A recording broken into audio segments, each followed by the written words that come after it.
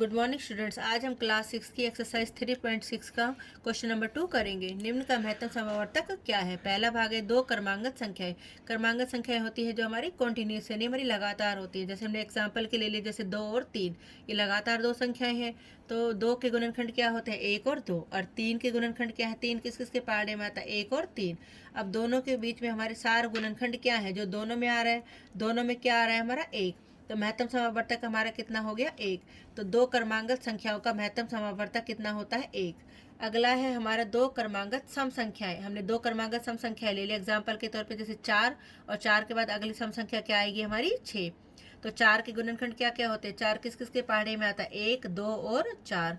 6 के गुणनखंड हो गए 1, 2, 3 और 6। तो हमारे सार गुणनखंड क्या है, जो दोनों में आ रहा है, दोनों में क्या आ रहा है हमारा 1, और क्या आ रहा है हमारा 2। तो महत्तम समावर्तक क्या होता है, जो सार गुणनखंड में सबसे बड़ा हो। तो सार गुणनखंड में सबसे बड़ा क्या है हमारा 2, 1 और 2 में सबसे बड़ा क्या है 2।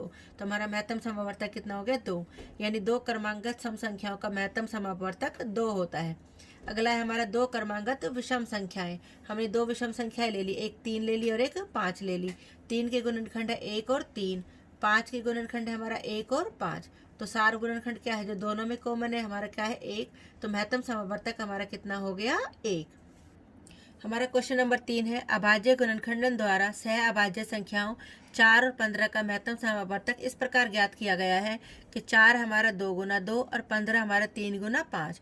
चूंकि इन गुणनखंडों में कोई अभाज्य सार गुणनखंड नहीं है, क्योंकि दोनों में कुछ भी कॉमन नहीं है, इसलिए 4 और 15 का महत्तम समावर्तक 0 है। क्या यह उत्तर सही है? यदि नहीं तो सही महत्तम समावर्तक क्या है। यदि कुछ भी कॉमन गुणनखंड नहीं आता तो इसका मतलब यह नहीं है कि उसका महत्तम समावर्तक 0 होगा।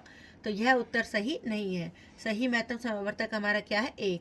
क्योंकि जब कोई भी सार गुणनखंड नहीं होता तो महत्तम समावर्तक हमारा क्या होता है, 1। क्योंकि 1 से ये हमारी दोनों संख्याएं क्या हो जाएंगी, भाग हो जाएंगी। 1 से 4 भी भाग हो जाएगा और 1 से 15 भी। तो यदि कुछ भी कॉमन ना आए तो हमारा महत्तम समावर्तक कितना होता है, 1। Thank you.